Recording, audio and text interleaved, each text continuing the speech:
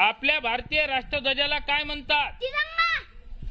भारतीय राष्ट्रध्वजाचे जनक कोण आहेत? पिंगली व्यंकय्या. भारतीय राष्ट्रध्वज कधी स्वीकारण्यात आला? 22 जुलै 1947. आपल्या भारतीय राष्ट्रध्वजात किती रंग आहेत, कोणकोणते?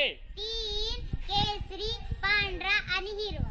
केशरी रंग कशाचे प्रतीक आहे? शक्ती व बलिदान. पांढरा रंग कशाचे प्रतीक आहे? शक्ती व बलिदान. शांतता. शांतता. पांढऱ्या रंगाच्या पट्ट्यात कशाचे चित्र आहे? अशोक चक्र. अशोक चक्रात किती आरे आहेत? 24.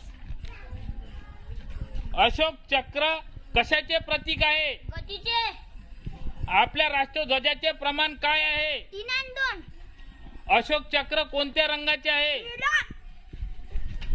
आपला राष्ट्रध्वज आपण कधी कधी फडकवतो? 15 ऑगस्ट, 26 जानेवारी, 1 मे. क्लॅप.